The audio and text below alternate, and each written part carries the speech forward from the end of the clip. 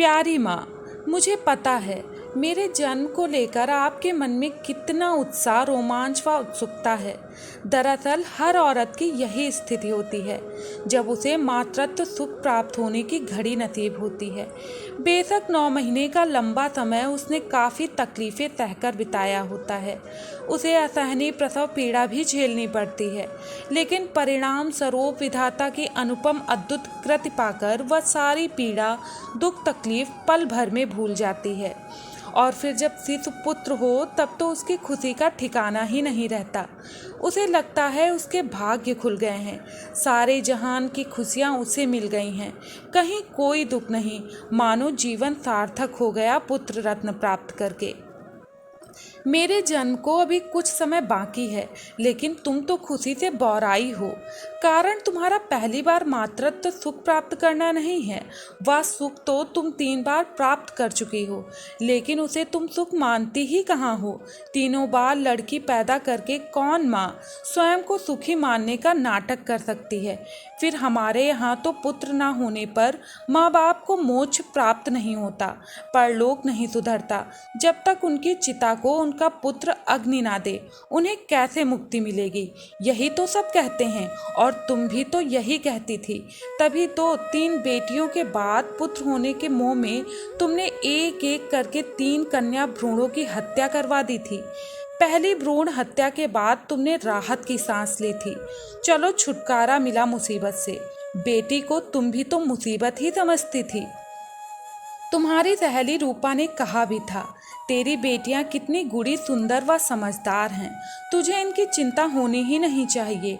आज के ज़माने में 3 बच्चे भी ज़्यादा हैं, फिर क्यों लड़के की चाह में परिवार असंतुलित कर रही है? लेकिन तुम्हें उसकी बातें पसंद नहीं आई थी। टका सा जवाब दिया था, अगर तेरे घर बेटा ना होता तो तुझे मेरी तकलीफ का अंदाजा होता। तेरे तो दोनों बेटे हैं, तुझे क्या पता कि लड़की की माँ होना, वह भी 3 लड़कियों की, कितना तकलीफ दे होता है। ममता का हिलोरे खाता सागर एकदम शांत होने लगता है, सारी रंगीन कल्पनाएं दम तोड़ने लगती हैं जब एक के बाद एक लड़की पैदा होती है। लड़के की चाह में लंबा इंतजार करने के बाद जब लड़की गोद में आती है तो लगता है किसी ने ठग लिया है। तू नहीं समझ सकती मेरी व्यथा को। दूसरी भ्रूण हत्या करवाने के बाद तुम उदास हो गई थी, घर आकर पापा के कंधे पर सिर रखकर फफक पड़ी थी। कब तक हम लड़कियों की हत्याएं करवाते रहेंगे? क्या हम इतने बदकिस्मत हैं कि एक बेटे का मुंह नहीं देख सकते?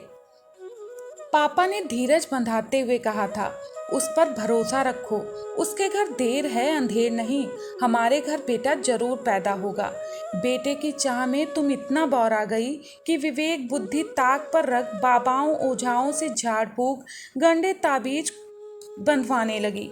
तीर्थ यात्रा, पूजा पाठ, मिन्नतें मिनौतियाँ सभी कुछ आजमा डाला तुमने। यहाँ तक कि किसी के कहने पर पुत्र होने की सर्दियाँ दवा भी मंगा कर खा ली। इस दवा को गाय के दूध के साथ गर्भ धारण करने के 6 से 8 सप्ताह के भीतर खाने की हिदायत दी गई थी। तुमने दिशा निर्देशों का पालन करते हुए दवा खा ली।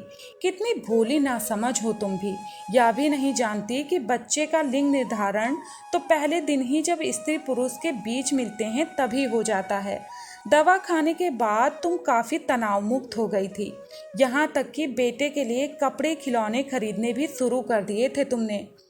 तीनों बेटियां समझदार हो चुकी थीं, बड़ी 15 की और दोनों छोटी भी 13 व 10 की हो गई थीं। तुम्हारे बदलते व्यवहार से वे भी परेशान थीं। तुम अक्सर ही कह उठती, जब तुम्हारा छोटा भाई आएगा तब ये करेंगे वो करेंगे, उसके कपड़े खिलौनों के लिए नई अलमारी खरीदेंगे, उसके नामकरण पर पार्टी का आयोजन करेंगे, उसके जन्मदिन पर शहर की सबसे अच्छी बेकरी से बढ़िया केक बनवाएंगे।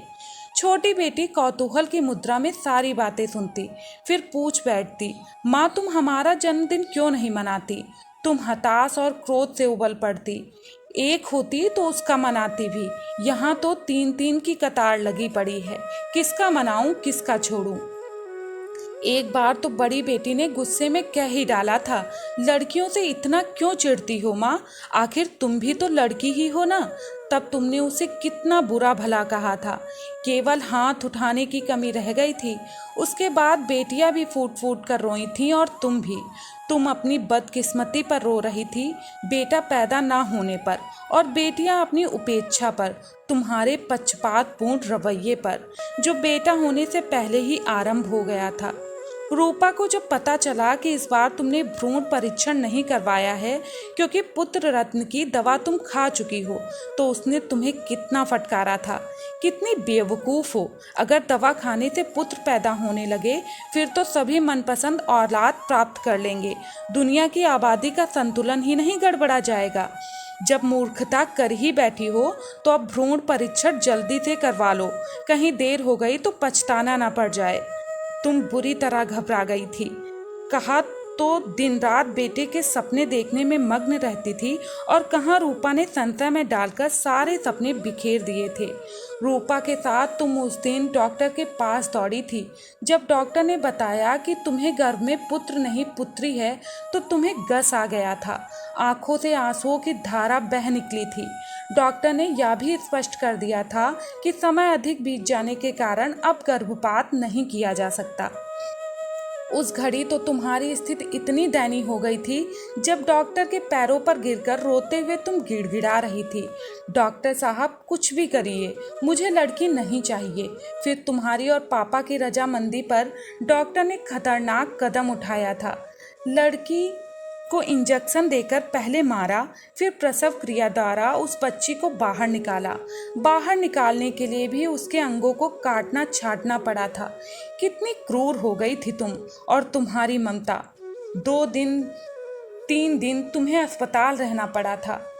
बड़ी बेटी को सारी बात समझ आ गई थी। तुम्हारे प्रति दया या तरस के स्थान पर उसके मन में घृणा के भाव पैदा हो गए थे। तभी तो उसने कितनी हिराकत से तुम्हें देखा था। तुम उसकी नज़रों का सामना नहीं कर पाई थी, चुपचाप आंखें बंद कर मुंह फेर लिया था। सहज होने के बाद कई बार तुमने फैसला किया कि अब कोई चांस नहीं लोगी।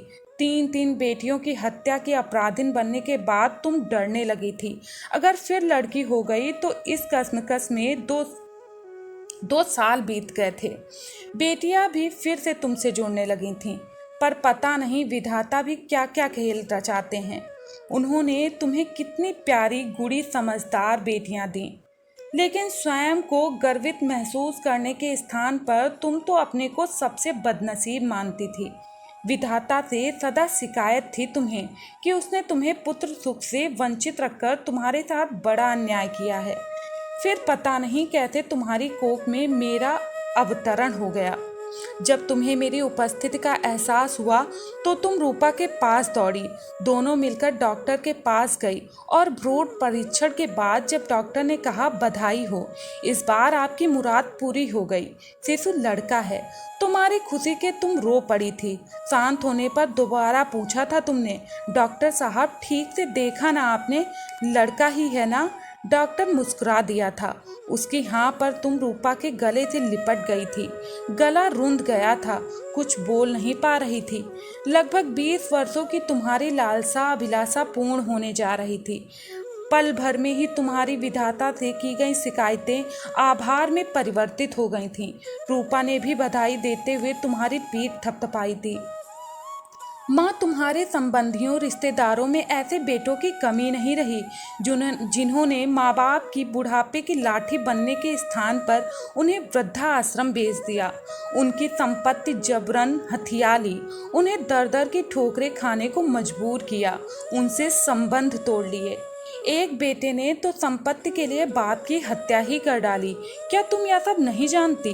बहुत अच्छी तरह जानती थी, लेकिन तुम परंपराओं की परिपाटी से बाहर नहीं आना चाहती थी। लड़के के बिना वंश कैसे चलेगा, यही दलील थी ना तुम्हारी। अच्छा बताओ, पापा अपने दादा परदादा का नाम या उनके बारे में कुछ बता सकते हैं? नहीं ना? फिर किस वंश परंपरा को चलाने की तुम्हें चिंता लगी रहती है? अब कोख में मेरे आ जाने थे तुम चिंता मुक्त हो गई हो कि तुम्हारा वंश चलता रहेगा, तुम्हारे बुढ़ापे का सहारा आ जाएगा, तुम्हारा परलोक सुधर जाएगा, कोई तुम्हें निपोती नहीं कहेगा। खुशी से तुम बौरा रही हो, जैसे पहली बार मातृत्व सुख प्राप्त हो रहा हो। कुछ ऐसा ही तुम्हारा व्यवहार सोच होती जा रही है। कोख में लड़की ना होने के कारण इस बार गर्भावस्था में परिवर्तन तुम जबरन महसूस कर रही हो। तुम्हारा जी मिचलाना इस बार बहुत कम समय तक हुआ है। खट्टा खाने के बजाय मीठा खाने की इच्छा होती है। चेहरे पर थकान झाइयों की जगह चमक आ गई है, रंग निखर गया है। पेट का उभार पहले की बजाय अधिक तेजी से हो रहा है। चाल में परिवर्तन आ गया है। ये सारे परिवर्तन केवल तुम ही महसूस कर रही हो, कहने वाला तो कोई नहीं है।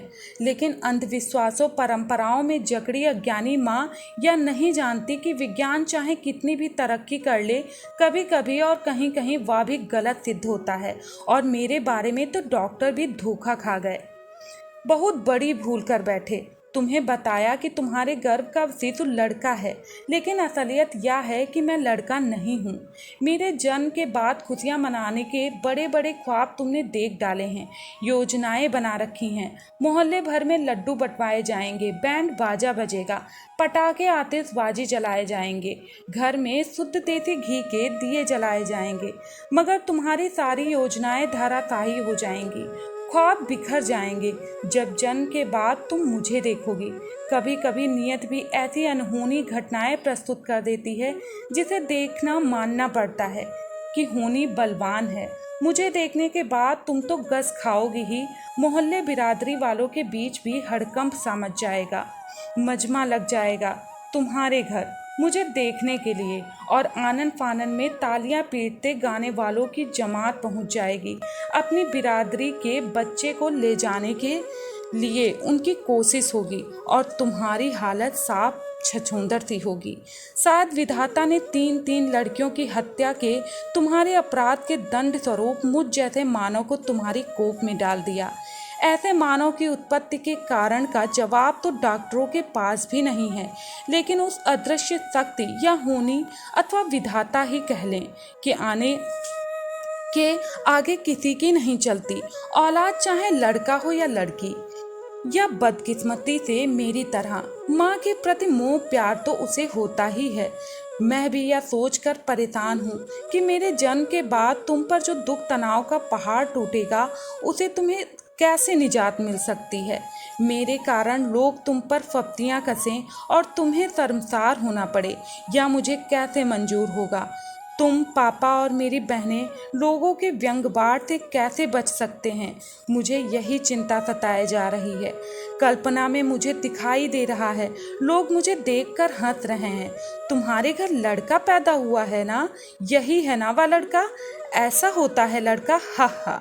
जैसे किसी समझदार बच्चे के निकर उतार कर दोस्त उसे कहते हैं, सेम सेम।